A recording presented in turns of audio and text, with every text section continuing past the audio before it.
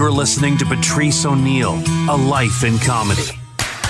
Ron Bennington speaks to the comedians and friends who knew him best. If I go sailing, I'm taking a white baby on a keychain with me.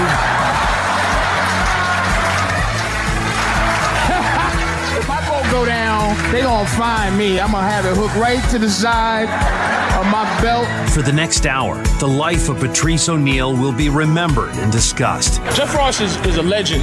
His funniness is a legend. But when I say legend, I mean a myth. This is Patrice O'Neill, A Life in Comedy. I'm going to give you some advice, ladies, on how to keep your man liking you once he loves you, if that's possible. This is what I think. Men want to be alone, but we don't want to be by ourselves. Does that make sense at all? Really? And here's your host, Ron Bennington.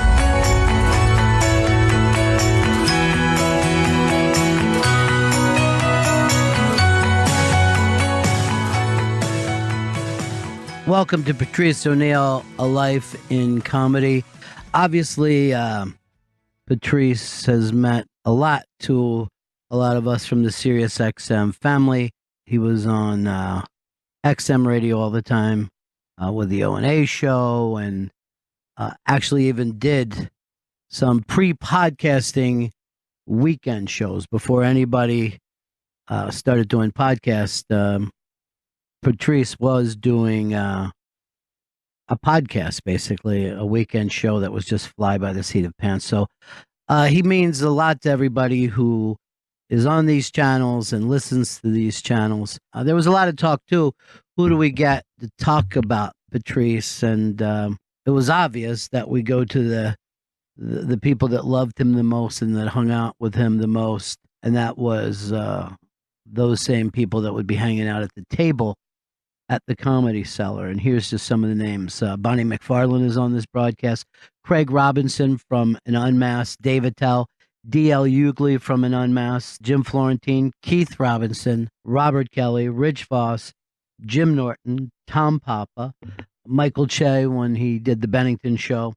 Will Savintz. Big J. Okerson. And we'll be playing some clips from the Unmasked that I did with Patrice O'Neill. And this was the very first day that I ever did an Unmasked. And we had a kind of a big celebrity at the time who was doing an Unmasked, which was going to be the first with me. And at the last second, XM said, hey, we're paying a lot of money. We're down here at Comics. We have all this stuff set up. Let's put Patrice and record him since we have all the stuff ready. And the first Unmasked kind of went okay.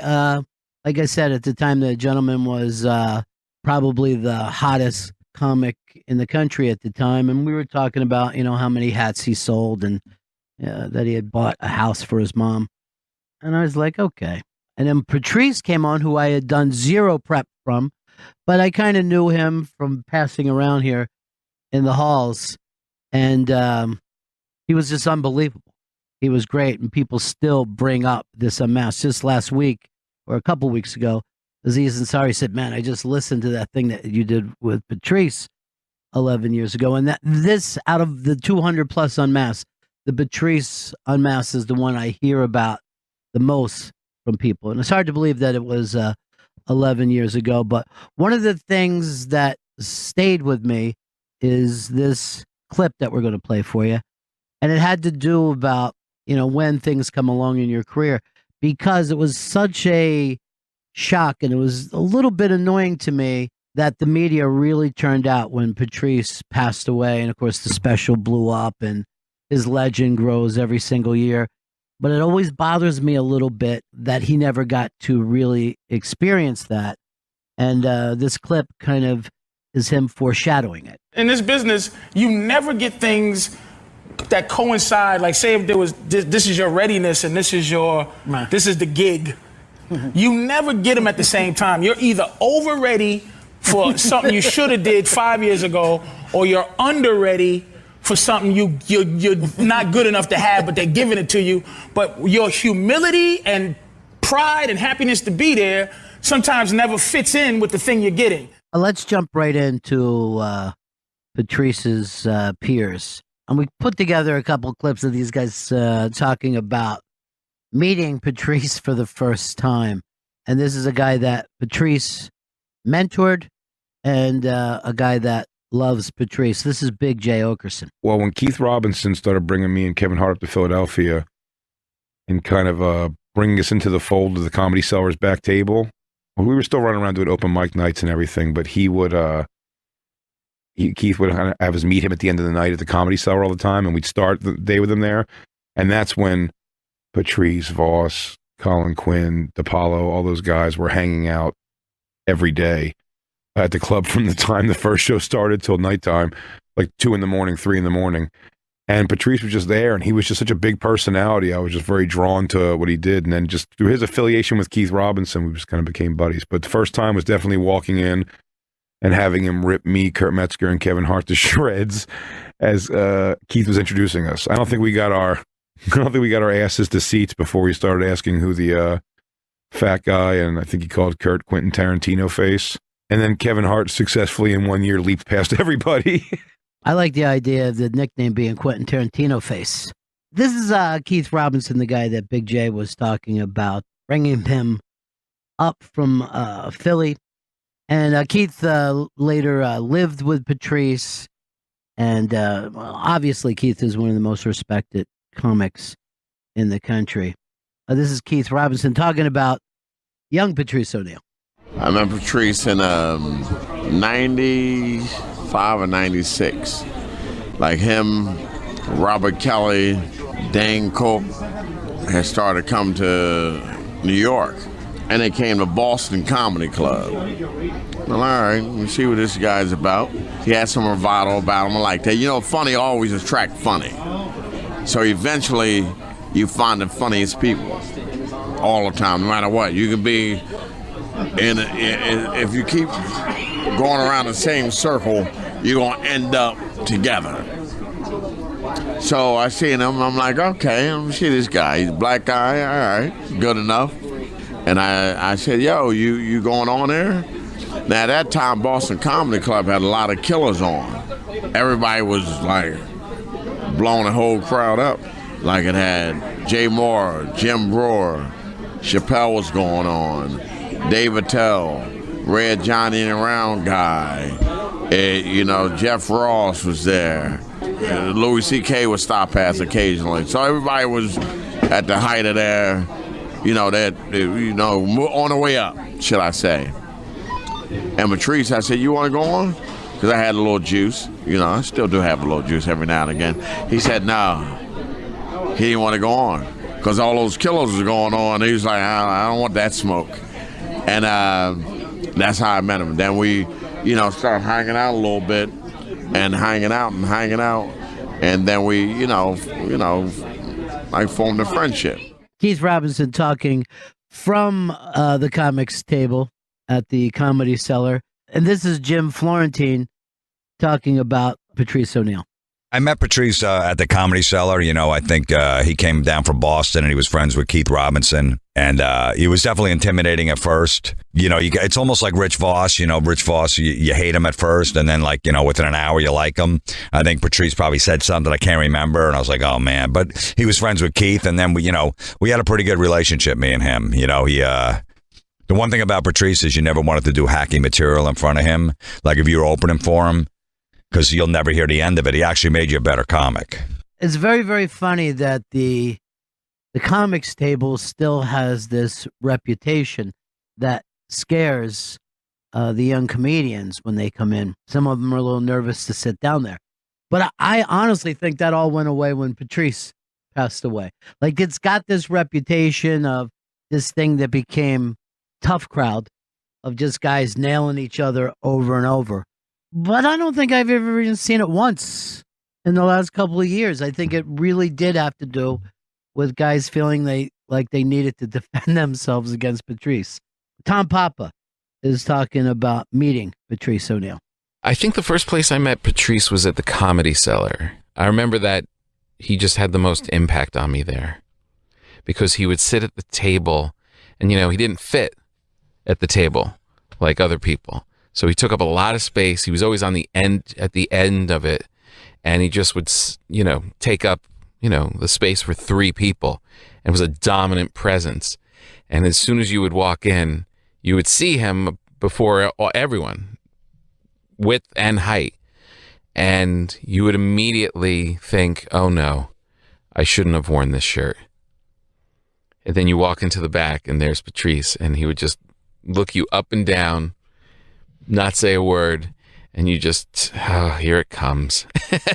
And have like little Norton on the side, just like, just knowing what's going to happen. And then you just had to go into defense mode. This is a guy who didn't always go on the defense. He was on the offense as well. Nick DiPaolo. The minute we'd sit down, would at the Comedy Cellar table, would just start going at it. We'll be yelling at each other. And the whole restaurant, the Olive Tree Cafe, me and Patrice are yelling at each other, and Keith Robinson would jump in, as black guys do. They like to double team a white guy. And the whole restaurant, we didn't realize we're being so loud, and we look, and the whole restaurant's packed, and it's dead silent. They're watching me and Patrice yell at each other. That happened many times. Those two guys loved the battle. This is Will Savence, and Will also at one point lived with Patrice O'Neal. We asked him what it was like for Patrice to be at that table.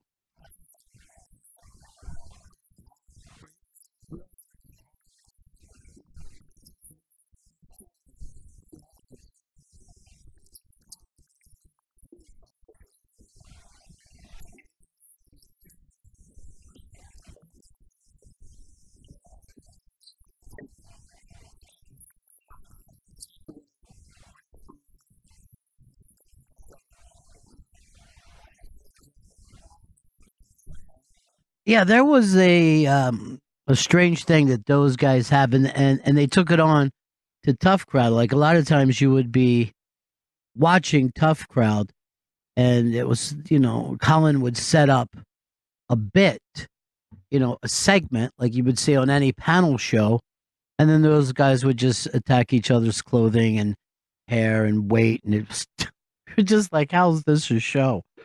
Bobby Kelly talking about Patrice O'Neal. This is why Patrice is so funny. Sociably, he could take a hit, and I try to tell young comics that, it's like everybody wants to give one. They want to give a fucking smash. They just want to and have everybody go, "Wow, it was a good one," but they can't take it. They don't know how to take it. Taking a fucking hit is more important. Yeah, not just one. A 45-minute smashing is more important to funny than giving it. When Patrice started, because Patrice would always dress, he had his hat thing, he had his jersey thing, he had a suit thing for a minute. And I remember when he came in with his suit on one night at the Cellar, and he knew it. He knew he had to go. It was like when you get into a gang, we all kind of line up and we beat the shit out of you for a little while. And then you make it out the other side. We give you a couple hugs and kisses and you're in. And he walked in the Cellar. I remember we all our eyes light up. Dude, it was like you heard conversation stop because we were all like, what the fuck? And we all kind of stood up and walked towards him, and he was like, shit. And took his hat off for his beating. And we fucking made fun of that fat motherfucker with his dumb, fucking stupid red suit. And he had a vest. We were like, gee. Remember I said he looks like he's coming up with his own barbecue sauce?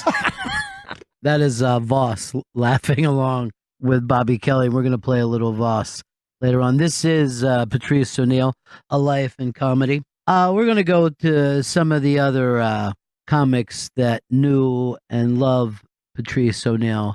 This is a guy who loves Patrice like a brother and is also one of the funniest people in the world. The interesting part of this is that, we're talking about, Patrice, he didn't live to see. All these guys, all of Patrice's peers are the funniest people I've ever seen in my life. And this is Jim Norton. There's a picture of in the first book I did where I talked about us going to Brazil. Me, him, Bobby, Keith Robinson, a couple of guys, and me and Patrice were in the Monte Carlo, which I recently put on my Instagram a photo of Patrice and I in front of the Monte Carlo, which was a brothel. And we were both wearing robes, and you'd have these like little wristbands with a number on it, and that's what you'd give that to the girl, and she would mark it down, and you'd pay at the end. It was like a real system. And I was taking 100 milligram Viagras a night, and he was taking Viagra because you would just go in there and fuck. And we were sitting there drinking Diet Cokes, and I'm wearing my robe, and I had a fucking tenting hard-on in my robe. And me and Patrice were talking, and we just both looked down at my fucking hard-on poking out of my robe, and we started laughing like we both understood, look what we're doing. Look where we are, and I have a boner in a robe, and we're drinking Diet Cokes, about to go fuck girls who are way too hot to fuck us. That's my favorite moment with Patrice. Either that, and again, another one, convincing him that Face Off was a shit movie. Laughing at Will Sylvance's feet is one of my favorite. That's one of my favorite moments of being alive. Is me and him locking on and looking at Will's fucking feet, which had giant bunions, and laughing at him, and him just standing there quiet, not being it. When two guys are laughing at you so hard that they're crying, and it's real. It's just they're laughing at your body, and there's nothing you can do about it. That I would probably say. Those are a few of my favorite Patrice moments. And if I thought about it longer, I'm sure there are more. But it's all those weird little moments. But I've missed him. You know, I'll tell you, there's been times in relationships where I've missed him. I've been like, fuck, man, I would really like to ask that big dope a question about this woman because I'm dealing with, because he was masterful at dissecting people, dissecting their motives. So, you know, I miss him, man. I miss him every day. It is so odd how many times people bring up about this part of Patrice that was like, I don't know, like a psychologist or a philosopher, stuff that doesn't even have to do with comedy.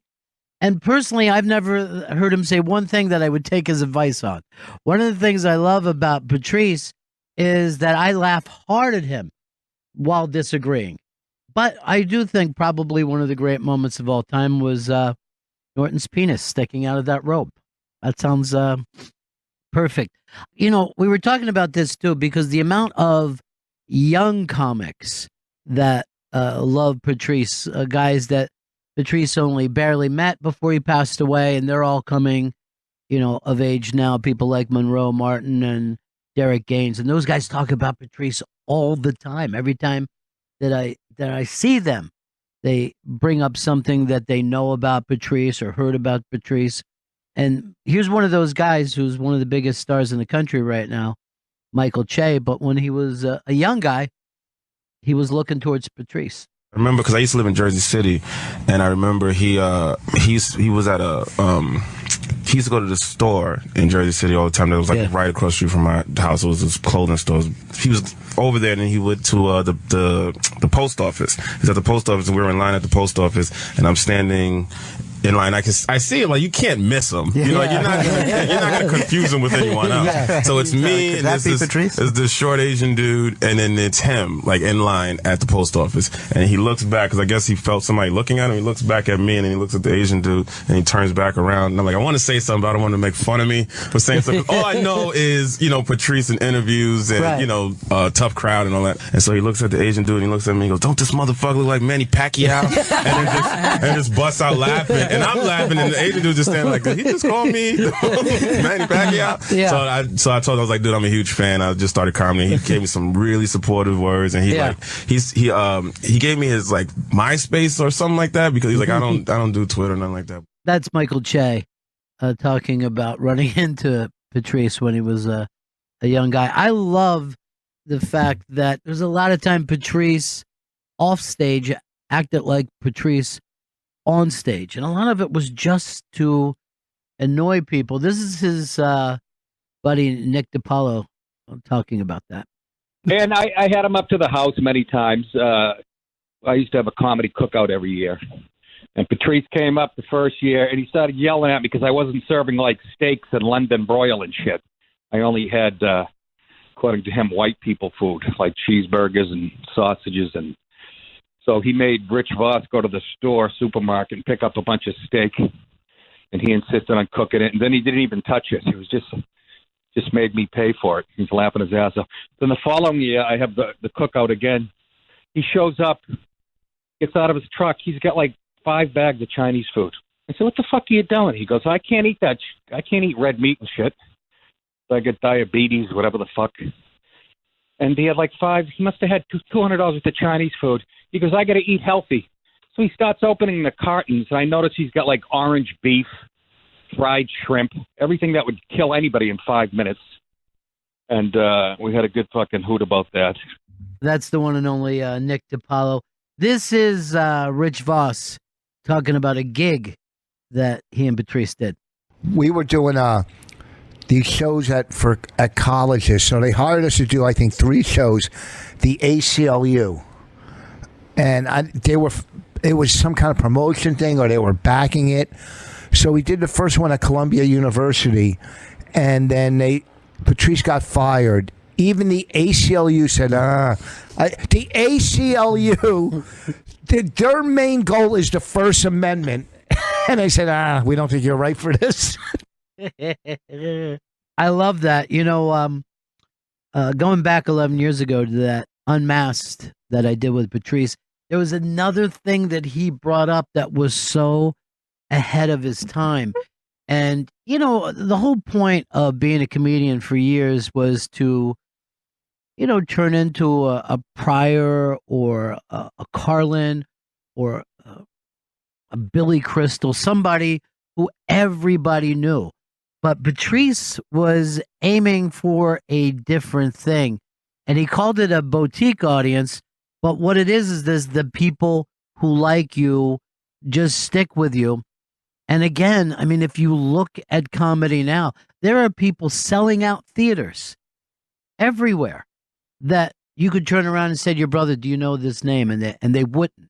It never used to be like that. So again, I think Patrice was just a little bit ahead of the curve. Here he is talking about this 11 years ago on Unmasked. I don't mind boutique sales. Like, I don't mind that boutique shit. I can't go out and go, here, buy my CD. And I mean, if you want to find it, I want to make it available. I'm not an asshole, an idiot, but I don't want to go, here's some more. Give me. All I want you to do is just sit there and absorb what I'm trying to do. It's like, but the thing about drugs, what I mean, is like, it's like if I got some really good coke, you know, I don't need every scumbag everywhere to come try to buy my coke. I have a very boutique. Right. I don't mind. It's not a good people. I don't mind having a boutique audience. I don't mind 100,000 fans that would pay $100 out of their life to fuck with me in any way. That's 10 million, maybe. I don't know. I don't do math, but that's a lot of money. Yeah. If I just don't let those 100,000 down, I don't need 1 million strangers in my life. That is literally what everybody's trying to find now. 100,000 fans, and if you could do that.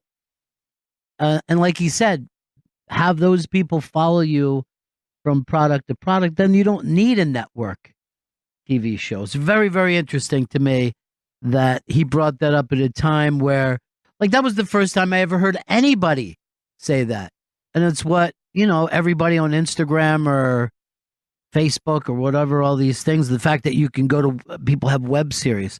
And he was the first person I ever heard bring that up. Big J is talking about the fact that he watched Patrice grow as an artist. And we don't always, you know, Keith Robinson brought that up earlier, that we don't think about him changing because a lot of the stuff that he's known for happened at the very end of his life. You know, Mr. P and Elephant in the Room. So we don't think about this guy looking to find himself, but Big J was there for that. There was no performance to it whatsoever. It was a complete come to him. And I said I was fun to be able to watch him go through sort of a metamorphosis of going from a standing comic who stood up on stage, and jokes were more leading towards like self-deprecation, you know, a little easier jokes. And someone who's been doing it 20 years myself now, almost, to see someone who was like at the time a 10, 12-year comic himself, you know, to go through that change in his comedy to become much more like his point of view and his take on the world. We had a lot of discussions about that, just being like fat comics talking about being fat and saying how fat you are and how much chicks hate it. It gets like old quick, I think, to people. It's also a defense mechanism too. And I think when he realized he didn't have to be like that, he got much more like unabashed, I think, in his comedy too, like going at the people owning the stage a lot more. It's Patrice O'Neill, A Life in Comedy. I think one of the interesting things about Patrice is it seems like he was talking about comedy all the time with comedians. There's so many comedians that I've talked to who said, Patrice said this one thing to me and I never forgot it. And they just hold on to that little piece. And especially when you're a young comic, something like that could keep you going through 3 to 5 years of bad gigs. You know what I mean? Just somebody saying to you, oh, I like that one piece. Why don't you do this with it? This is Jim Florentine talking about Patrice O'Neill on stage. He had balls on stage. He didn't give a shit if he walked a room. He was fearless up there. Every comic, most comics, I'd say 99% don't want to walk anybody. They go, look, man, I know everyone's not going to get my set, but I don't want to piss everybody off where 20% of the room's going to leave and then the club owner's going to go, look, you have to go home. We got to fire you because people are walking out. I'm losing business. Patrice never cared about that. He stuck with his guns up there and he was just fearless. And as a comic, you look at that, I go, man, I wish I had the balls that he has. Yeah, he did have that. Patrick from The Stand, one of the owners of The Stand, used to and still does run, these cringe humor shows. And he had booked Patrice, and it was like the first big booking for him. And Patrick told me this story, so I'm gonna share it with you. And Patrice shows up for this gig, and they just didn't do a good job with the promotion or whatever it was. And Patrice opens up the door to the club, and there was 9 people in the club, and Patrice just yells from the door, "Fuck cringe humor," and slams the door. And Patrick was telling me that story where basically, he was insulted and his gig was insulted, but he could barely make it through. He was laughing so hard. It was everybody has those kind of stories. And D.L. Hughley, who's got a new TV show coming out, this is one of his favorite Patrice jokes.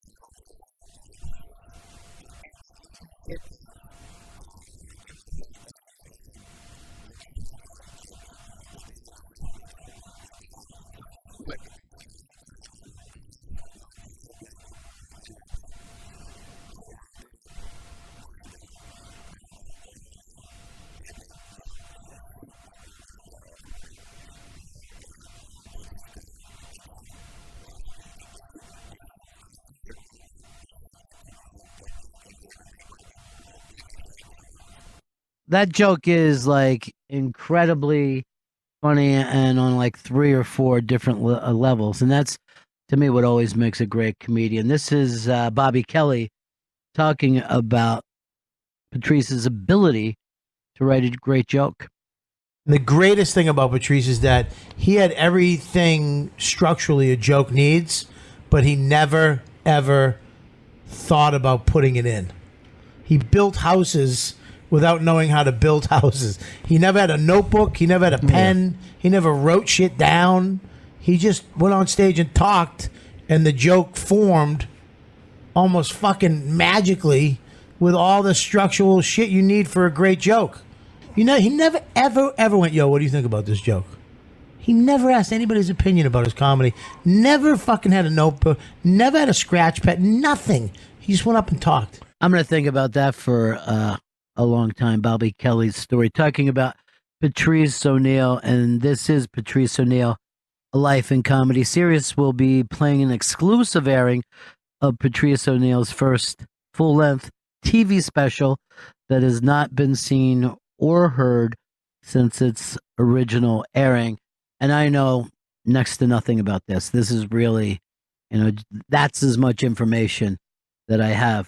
I'm going to go back to the Unmasked that I did with Patrice O'Neill, and this was 11 years ago. And something that always bothered me when people talk about comedy is, honesty, and I'm like, I know that that's not true because every story wouldn't be as great as it was. That's what I think of as honesty. But Patrice brought up a term that I think about all the time, and that's righteous. And I do believe that righteous is probably more important than honesty, and I mean it in the kind of Joseph Campbell mythology kind of way, that you get to the end of a story, whether it actually happened or not doesn't matter as much as that it's true. And this is Patrice talking about being righteous. What I'm trying to do is be righteous, and when I say righteous, I don't mean God, God righteous. I mean just when I wake up, I know I was honest to myself. You know what I mean?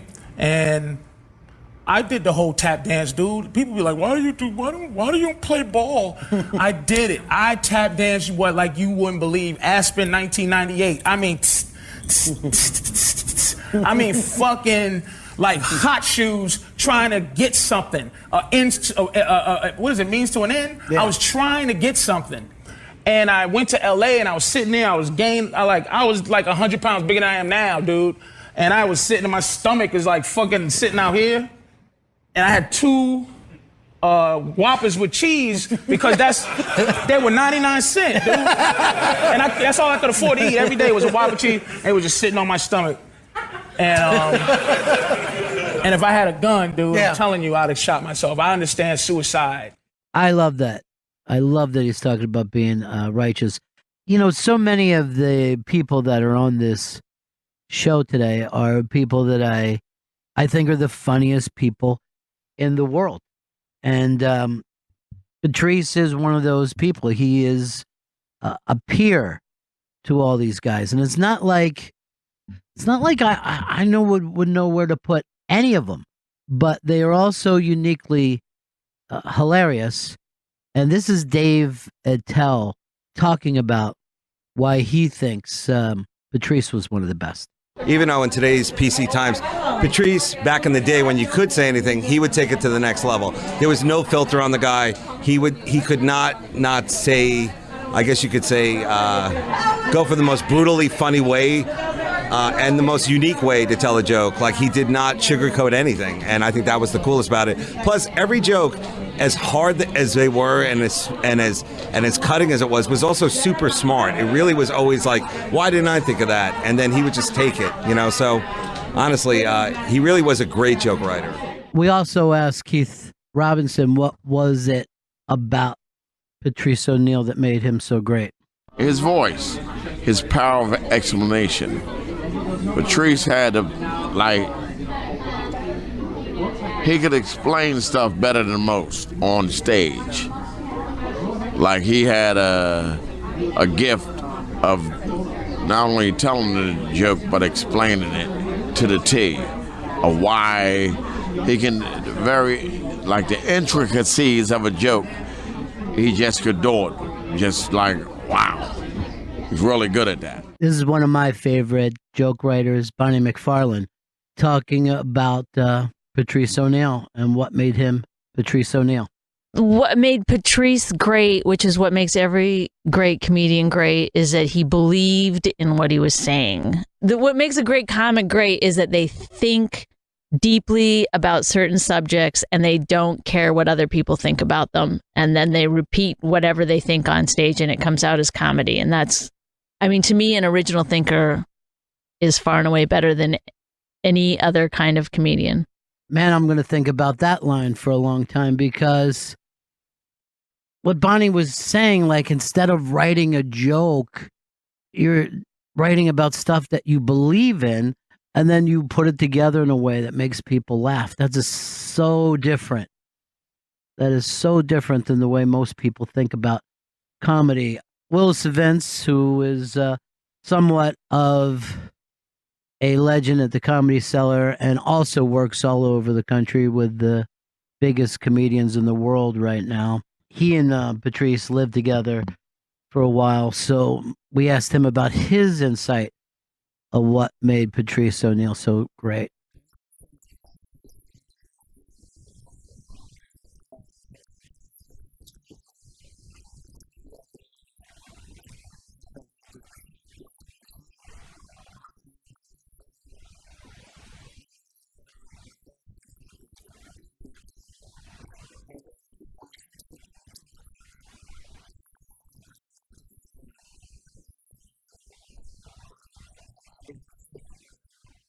This is D.L. Hughley himself, one of the greats working today, talking about Patrice O'Neal.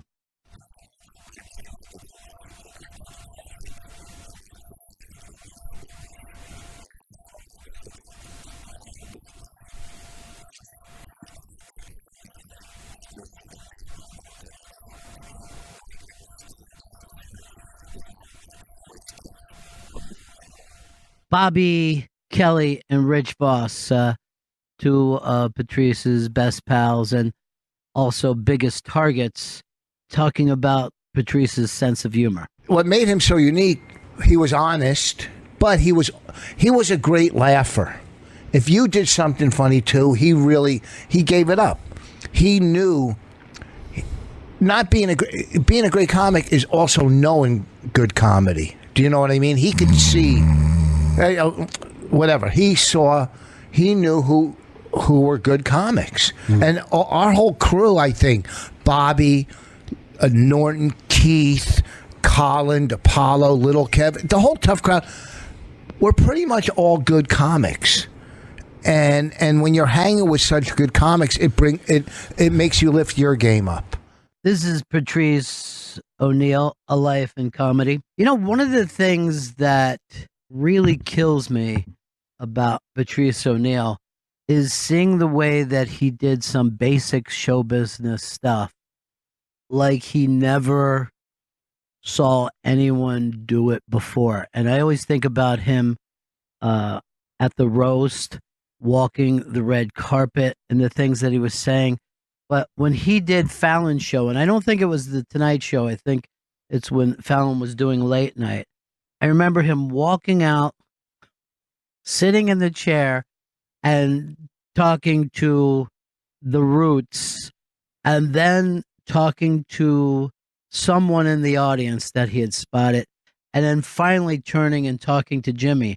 And I was at my house, and I was just going, what are you doing, man? Everyone knows the way a late night show works, that you come out, you sit down, you talk to the host, and then maybe you could get to something else. But the way that he did this will always stick out in my mind. It will always be with me. This is Big J Okerson talking about Patrice O'Neal at that Charlie Sheen roast.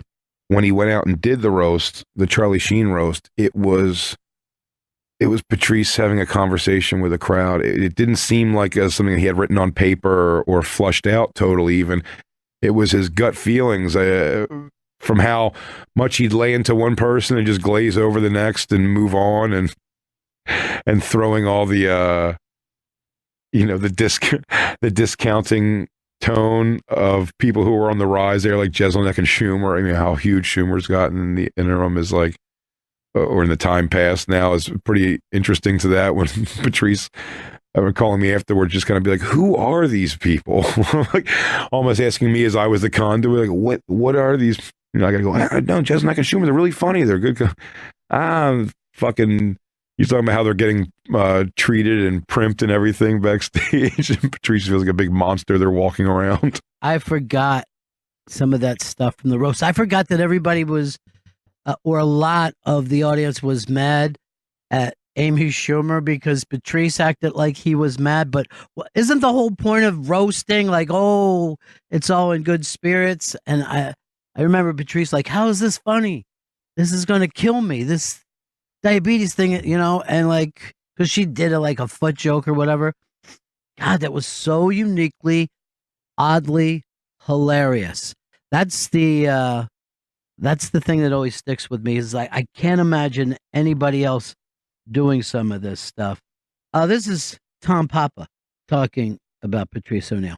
Honesty, no joke, pure honesty. He had no room in his head for anything that wasn't the truth. And that came from being in meetings with people and, just talking to people or being on stage. He was just going to say the truth, which cut through in a huge way comedically. Like it was, everybody's funny. There's a lot of funny people. There's very few people who are really funny, but are always looking at the truth in a way that it breaks through and seems like, oh, he's the one who saw exactly what's happening in this situation and shining a light on it. I think that's what really made him great. Tom Papa talking about Patrice's ability to get to the truth, but most of the time it seemed like it was the uncomfortable truth to me. It was the kind of truth that a polite society does not say to each other. And this is Nick DiPaolo talking about that kind of honesty that Patrice had. He was brilliantly funny, but, you know, his honesty. But I would always argue with him, and to this day, I said, it's not tough to be honest when you're a fucking big, heavy-set black guy. I said, you have more leeway. The way he talked about women, you know, when I did it, I was a misogynist. When he did it, he was a fucking genius. And we used to argue about that. He wouldn't really argue. He goes, yeah, but he's like, yeah, well, I get that coming to me because of the shit we went through as black people. But he was just a great joke writer. And, you know, he was an angry dude, just like me. And you know, he's like a Boston curmudgeon, which I loved. And just his honesty. And I think that's what he appreciated about me and why we got along. This is Patrice on the Unmasked program talking about white guilt. That Fox thing fucks me up because I got a lot of you a sellout emails. Oh, really? You fucking dead sellout motherfucker. You saying shit, white guys and shit. Because it looked like I was just defending middle-aged white men every week for saying shit. Right. But the reason I was on there defending speech is because, for real, black people own speech right now. We own it. That's our reparation. You know, it's an unwritten thing that we can say what the fuck we want, and white guys can't say what the fuck they want.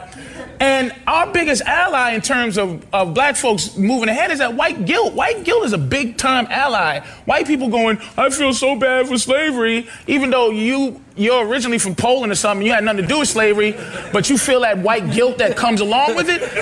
Good. So I can say what the fuck I feel like saying, and you stuck. And I just want to say to black folks, shut the fuck up till we get our shit together. Because we got too many hypocrites that on our end, you know what I mean? It's like, I don't want somebody to throw something. If I say you a piece of shit, and then somebody says to me, well, what about when you go to Brazil and fuck hookers sometime? I'm gonna go, well, that's not, I don't want to go, well, that's a different piece of shit. I wonder what Patrice would be thinking if he was still alive now that we've put white guilt somewhere in our past. And we're back in a whole new way of being. You know, a lot of where Patrice was, a lot of what he did with his truth came from the fact that he was at a place in his life where he didn't think that the system, the industry, the business was going to accept him anyway. And that set him off on a whole different tangent, a whole different place to go. Will Savence is talking about this a little bit. This is Patrice O'Neal, A Life in Comedy.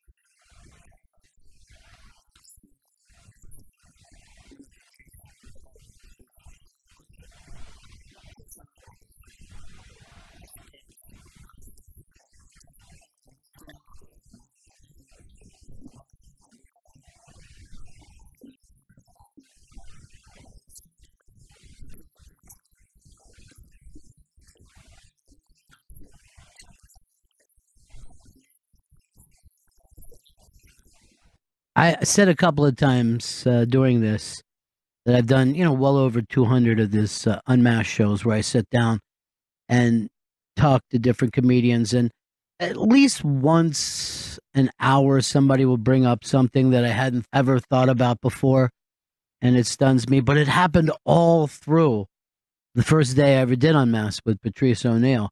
I want to play for you a piece from the Unmasked I did with Patrice O'Neill that always stayed with me, and it seemed so obvious to me when he said it, but I had never once thought of this in my life. This is Patrice O'Neill talking about what it's like to be in the comedy business.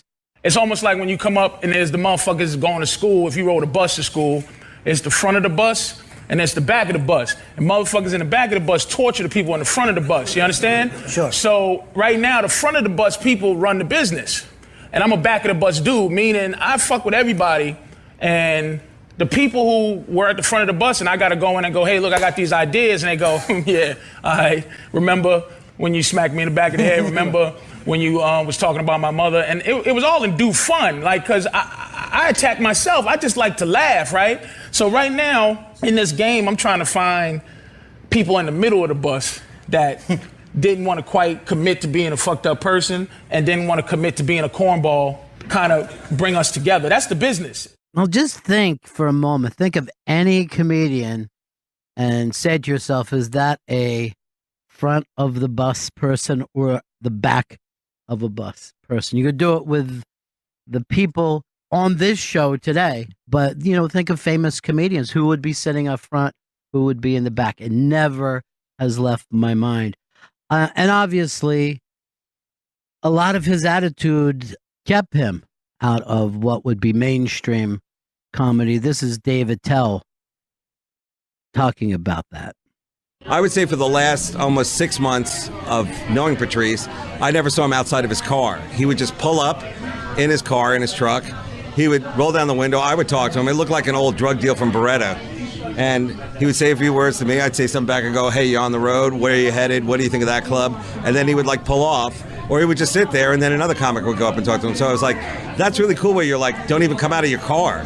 Because I don't think he worked the cellar for the last couple of years. He had, some issues, whatever. But he definitely was one of the guys where, he didn't work New York enough because if something didn't go exactly the way he wanted it or there was a situation that he thought he was, wronged in, he would not, he would say, fuck it, I don't need that club. I don't need that. And that was the good thing about Patrice is he was definitely he wasn't really a career-driven guy. Even though he had a career, he definitely was really good at, I guess you could say, most of us, we're all our worst enemy. And Patrice did it, but that also, made him special. It really did make him, whenever I would watch him on, he was on, name a TV show, The Office. Wasn't he on The Office? I was like, oh, this isn't going to last. This definitely isn't going to last. Look at him. I could see the boredom in his eyes. Just look at it. He's just there waiting, faking it. Thinking about how he's going to spend the check, like all of us, It's like he's best alone, doing what he wants to do, saying what he wants to say. I remember Patrice in that, I guess it was the first season of The Office, and he didn't have a big part, but everything that he did was funny, and you thought that his character would grow in the same way Craig Robinson's character grew, because he wasn't, upstairs himself in that first season. And I did an Unmasked with Craig, and I asked him, what happened with Patrice. He would have been on there to this day. Right. He didn't want to, come out to LA. He didn't want to, he had, Patrice. Yeah.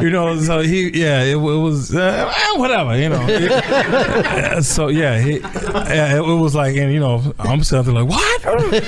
But, he did his thing, so he became who he became, and it's legendary. Who walks away from a hit sitcom? It doesn't make any sense. But like Craig said, maybe he wouldn't have went in the direction that has everybody remembering Patrice today. This is Jim Florentine talking about Patrice's attitude and what would happen. I mean, he definitely cost him some gigs, but, he held out. He's like, no, I don't care. This is what I do. And he had, it probably set him back at some ways, but then other ways, look at towards the end of his career, he had the HBO special. He was doing that show on VH1. He did the Charlie Sheen roast, so he was ready to break big time on his own terms. This is Tom Papa talking about a legendary Patrice story. I think, there's a certain.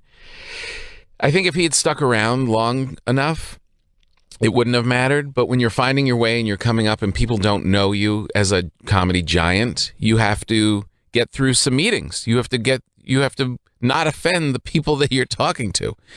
We were doing the Colin Quinn show before it was Tough Crowd. It was on NBC. And Lorne Michaels was producing it. And when Lorne Michaels does SNL, you run the sketches, and then they all go up into his office with him, the writers and the cast, and they have a meeting, and he sits behind his desk and eats popcorn, and it's just what must be a very pressure-filled moment, and he judges everybody and judges their things, and there's reverence because it's Lorne Michaels, who created SNL. For the Colin show, they bring us in, Colin, Keith Robinson, myself, Jim Norton, assorted, numbskulls of that caliber. And, we're all young. And Patrice O'Neill. And Lauren is trying to hold court and discuss the things. And Patrice is just looking at him, eating his popcorn, and can't control himself. He's like, look at this guy. You gonna share that popcorn? What are you what? You don't think that sketch was funny? What? Who the hell? And he just broke the whole thing down. Broke all the mystique, just destroyed it. Lorne Michaels was looking at us like, you guys will never be on Saturday Night Live. And I can only imagine that happened to Patrice everywhere he went in those days. But like I said, if he had stuck around more, he wouldn't have had to be good in meetings because people would have realized, oh, well, he's a giant comedically, so he's not going to go to meetings anymore. Tom Papa giving the Emperor Has No Clothes update with Patrice O'Neill, talking about how Patrice would kind of leave a turd in the punch bowl. This is Big J picking up with some of the things Patrice would do on set. I was told, I think by him as well as everybody in his team at one point that I think it might have been, I don't know if it was Everybody Hates Chris or some show, or he was on, maybe it was The Office, but they were like, everybody down to the receptionist in the building's lobby didn't like Patrice because he would just come in so hot and busting everyone's balls. Yeah, when he came on Z-Rock, which is a show that I was doing on IFC, he played a character on that in 2 or 3 episodes. And it took a day of me talking to the makeup girls going like, no, he's the best guy. I'm telling you, he's just being funny. He's just being funny, you girl. Because he just cranked it out no matter what. But again, some people just don't react well to that. Here's Bonnie McFarlane talking about Patrice O'Neill in meetings. I remember once being in a production meeting with Patrice in Comedy Central. It was a pilot that he and Rich were doing. They roasted a bride and groom at their wedding. So when he was on this pilot and they had to roast the bride and the groom, it was a real wedding. And a lot of the people at the wedding didn't know what was actually happening. And he went up and said horrible jokes about people, and he felt bad. It's the only time I really saw Patrice. He didn't look up from his paper. He didn't want to see what he was doing. And he made people mad, and a woman threw an ashtray at him. And he spent the whole meeting trashing the executives at Comedy Central. And it's so funny because I was trying not to laugh too hard because I still wanted to work at Comedy Central at some point. But yeah, he just didn't seem to care. He said at one point, he was like, "You're lucky I came to this." He goes, "I don't get out of bed for this kind of shit." And I think they were grateful to him. This is Bonnie's husband, Rich Voss, picking up the story from this roast show. We were doing a pilot, The Best Man, where the pilot was where we would roast somebody at their wedding. So the whole week, Patrice is with the bride's family, and I'm with the groom's family, and we're taping all week. It's a reality show. So it really comes down to the roast. If the roast doesn't work, there's no show, no pilot. So we're getting ready to do the roast at the wedding, and this guy Dan from Comedy Central said, well, this is it. If this roast doesn't work, there's no. And Patrice laid into him like I've never seen somebody lay into an executive. Yeah. You know, because we're ready to go on. And there is a lot of pressure. And Patrice, are you fucking real? You're going to come in here before we go on and put that pressure on us. That was the one thing he would do. He said to me one time, he goes, I'd rather make them feel uncomfortable than me feel uncomfortable. And he goes, I walk in a room and I've always would be fucked up. And he's like, what? Fuck that. Fuck you. You be uncomfortable, motherfucker, around me. You need me. I don't need you. I'm fucking funny. If you're looking for funny, then you need me. Because you don't got funny. And he would it worked against him at the beginning, but then it wound up working for him because he was that funny. That was Bobby Kelly picking up Rich Voss's story about Patrice O'Neal in meetings. And, you know, recently I talked to an executive at one of the networks, and he had this project that he really wanted Patrice involved in. And he told me that Patrice just treated him like he was a dick. And he still to this day is fairly upset about it and said that he could not. It got to the point where he couldn't be alone with Patrice. He had to have other people there if he had to meet with Patrice. And I would say that he's still quite angry about the way that he is treated. This is David Tell talking about why he thinks Patrice felt that way about some of the suits in the business. I always know that Patrice had a lot of opportunities, but whenever I saw him, besides like the one or two times you would see him on TV or in films and stuff like that, there was nobody who was more of a comic than him, because having to like say someone else's words in a movie or a script or on a TV show, that was definitely not him. And I don't think he could stomach the pretense, the falseness of it for like multiple seasons. He had to be a comic. And, you know, I just think the saddest thing of it all is just as he really figured it out and enough people knew what he was about and were ready to go with him to the next level of like theater shows. And, you know, just like, remember, this is before the web really kicked in, you know, like in terms of like, where people could follow you and you can connect with the fans on the web. That like Patrice really would be probably one of the top 20 touring acts right now in terms of theaters and concerts and things like that. Like watching him perform in a big stage, that would have been really like the way it should have been, you know? It's very sad. It is a hobby a lot of people in comedy have, talking about where Patrice would be right now. And we asked Jim Norton if he thought that Patrice's attitude, the way he was, ended up hurting Patrice's career. Patrice's attitude hurt his career. It's funny you put that in question for him. There should be an exclamation point after that. Of course it hurt his career. But that was why comedians loved him, you know, because he would talk to executives like they were the pieces of shit that we were all too afraid to say it. Of course it fucking hurt his career. But he knew that. You know, at the end, and it might have been when we did the classic film, Furry Vengeance. Patrice and I were in that together. It was so uncomfortable because we walk in, we were waiting all day, and then we had a meeting with the director. And Patrice was just such a cock in the meeting with the director, mocking the project. There's like 10 people in the room. And I called Jonathan. I'm like, what the fuck is Patrice doing? He's going to get himself fired. And I told Patrice, like, let's just do the gig. It's so stupid. The director called Jonathan and complained, and then Patrice fucking mellowed out. But yeah, he was so funny. And he was such a likable, lovable fucking dude that if he liked you and you understood that this guy is an amazing guy, that's how he survived for as long as he did, because he was so difficult. Like Chris Rock was on the show one time, and again on K-Rock. And I remember he told Patrice, he said to him, I think that there was a father's part in the show, Everyone Hates Chris. And I think he said that was supposed to be you, but you were difficult. And I'm paraphrasing, but basically he told Patrice that you being difficult made us not give you that role. And, you know, Patrice had a project that he did. And there was one guy who was being kind of a dick on it. And I remember we were talking and he goes, that was me.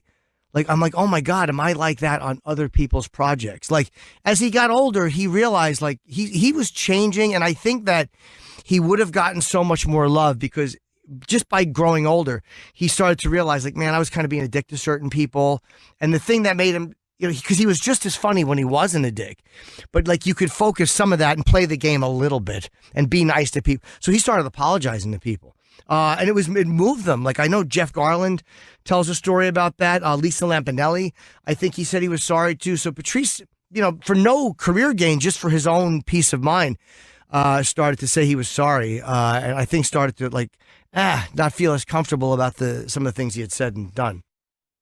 One of the things I think about Patrice O'Neal is that with all the bravado and the quickness and the humor, I think you always felt that there was a real vulnerability there. And I remember when I did the Unmasked with him getting up and talking about the kind of courage it takes to even get on this path, especially when, you didn't go through acting school or whatever. You're just a guy who decided, I'm going to chase this dream of comedy, when nobody that has any connection to this dream or knows anybody who did it.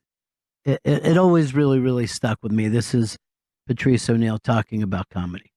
One thing I learned about this game early is it's a lonely game. It's a lonely journey. It's really hard. Like my mother didn't support me. She supports me now, but it's one of them things. It's like, this shit is a dream. And you ever try to, dreams are something you do by yourself. You ever have a dream and then try to tell somebody the dream you had? You wake up and be like, hey, here's what I was dreaming. And they be like, really, really? So unicorns, and then what happened? That's the same thing as saying, I want to do something besides be what's already planned out. Plumber, doctor, lawyer, dentist, there's a plan. This thing here is like a leap of faith, and you just keep falling. It's interesting to hear Patrice talk about the lonely journey when all the people on this program today still miss him, and it was like losing a family member for them. And I'm not even slightly exaggerating when I say that. This is Bobby Kelly talking about the last time he and Patrice had worked together. The last time I saw Patrice, we did a headline gig together. We did a co-headline gig, and I realized, I was like, oh shit, I just opened for Patrice, because I went up and killed, and then he went up and did something else. Like it was, I found myself 40 minutes into his set watching him, and I was like, wow, what the fuck am I doing? Bobby Kelly talking about the last time he was with Patrice O'Neal, and I was discussing this with some people. How many people do we even know in any art form who were just at the peak of where they were going and they pass away? I mean, I guess you could do that with Hendrix or James Dean, but it's so incredibly rare just as somebody is breaking through that they're taken from us. And I remember being very frustrated that Patrice got all these accolades after his life that he never had the chance to hear during his life. And we talked to Big Jay Ogerson about that. If he knew how much like Elephant in the Room was accepted. No, I don't think you really got a chance to. I think even as not long ago as that was, I think social media isn't where it is right now. I'm not sure if he was able to receive the adoration from it at all, or how much he got to see it. He died so shortly after the roast and the special, that it was such a bizarre, like 1-2 punch of those things that I think were really going to change his career a lot, because it showed whether you think he's accessible at all. He's just fucking funny, and that showed through it. And the unique way that he did the Charlie Sheen roast, unlike anybody I've ever seen do it. It was such an amazing way to approach that. And I know he was nervous, and I know he wanted it to go good, and at the same time, he still has his own demeanor towards it. And and kind of like fuck this and being anti-establishment with it, which was cool. You know, it made it sort of punk rock that he was doing this mainstream thing, especially since he's turned it down so much, the roasts, you know. He had turned down several of them, I believe. Nick DiPaolo is talking about Patrice O'Neal and missing his friend, but still loving the comedy. I hear his stuff on the radio today on satellite radio. It's like hearing a good Rolling Stones song, you know. I turn up the radio.